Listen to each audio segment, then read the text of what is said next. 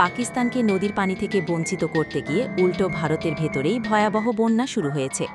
সীমান্তভাবে হিমাচল প্রদেশে বন্যায় অন্তত ৪৩ জনের মৃত্যু হয়েছে, নিখোঁজ আরও ৩৭ জন। সরকারি হিসেবে শুধু মান্ডি জেলাতেই মারা গেছে ১৪ জন। ক্ষতিগ্রস্ত হয়েছে ১৫০টিরও বেশি বাড়ি। ক্ষতির পরিমাণ প্রায় ৪০০ কোটি রুপি। হিমাচলে ৭ জুলাই পর্যন্ত রেড অ্যালার্ট জারি করা হয়েছে। ভারত সরকারের দাবি এ বন্যার কারণ পাহাড়ি ঢল এবং অতিবৃষ্টি, কিন্তু সমালোচকরা বলছেন অন্য কথা। তারা বলছেন ভারত সিন্ধু নদের পানি বণ্টন চুক্তি বাতিল করেছে। উদ্দেশ্য ছিল পাকিস্তানকে পানি বঞ্চিত করা, কিন্তু এটা ভারতের জন্য বুমেরাং হয়েছে। হিমাচলে বন্যার কারণ সুতলেজ ও চন্দ্রভাগা বা চেনাব নদীর পানি বৃদ্ধি। এ দুটি নদী সিন্ধু চুক্তির অধীনে। হিমাচলের সুতলেজ, চেনাব এবং রবি ৩টি নদী সিন্ধু চুক্তির অন্তর্ভুক্ত এবং ভারত ও পাকিস্তান দুই দেশেই প্রবাহিত হয়। ইন্ডিয়ান এক্সপ্রেস সহ ভারতীয় গণমাধ্যমগুলো জানিয়েছে, মে মাসে ভারতে আক্রমণ করার আগে ভারত বাগলিহার বাঁধের মাধ্যমে চেনাব নদীর পানি প্রবাহ বন্ধ করে দেয়। উদ্দেশ্য ছিল পানি যেন পাকিস্তানে যেতে না পারে। ইচ্ছে মতো বাঁধ দিয়ে উজানে পানি প্রত্যাহার করতে গিয়ে ভারত এখন নিজেই বন্যার শিকার হয়েছে। ভারতীয় আবহাওয়াবিদরা বলছেন, বৈশ্বিক জলবায়ু পরিবর্তনের কারণে অস্বাভাবিক বৃষ্টি বা পাহাড়ি ঢল হতে পারে, যেমনটা এবার হয়েছে। এদিকে হিমাচলে বন্যা নিয়ে আগুনে ঘি ঢেলেছেন বিজেপির বর্ষিয়ান নেতা, ৬ বারের সাংসদ ও সাবেক মুখ্যমন্ত্রী জয়রাম ঠাকুর। বন্যা বিধ্বস্ত মান্ডি এলাকার সাংসদ কঙ্গনা রানাওয়াত কিন্তু বন্যার শুরু থেকে তার দেখা নেই। সোশ্যাল মিডিয়ায় নিয়মিত পোস্ট করে যাচ্ছেন, কিন্তু নিজের নির্বাচনী এলাকার বন্যা নিয়ে একটি শব্দও লেখেননি। বিরোধী দলীয় নেতা বিজেপি সাংসদ জয়রাম ঠাকুরের কাছে সাংবাদিকরা জানতে চান, কঙ্গনা কোথায়? জয়রাম ঠাকুর বলে, আমি জানি না এবং এ বিষয়ে মন্তব্য করতে চাই না। আমরা সবসময় মানুষের পাশে থাকি, কিন্তু যারা কখনো মানুষের পাশে থাকেন না তাদের নিয়ে মন্তব্য করে লাভ নেই।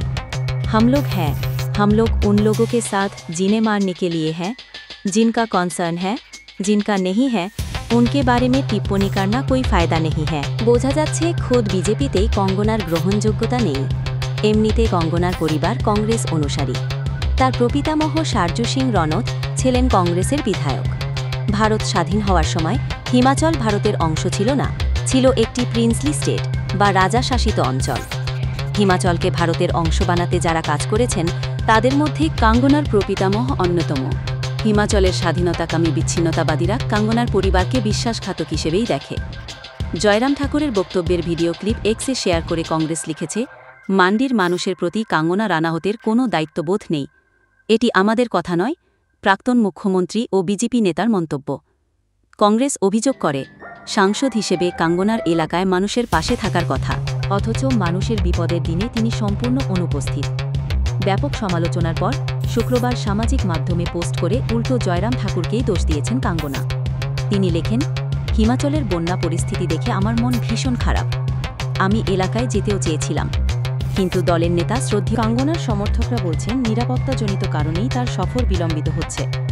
অন্যদিকে সমালোচকরা দাবি করেছেন, নির্বাচনের সময়ও দুর্যোগ হয়েছিল, তখন ঠিকই মাঠে ময়দানে ঘুরে বেরিয়েছেন।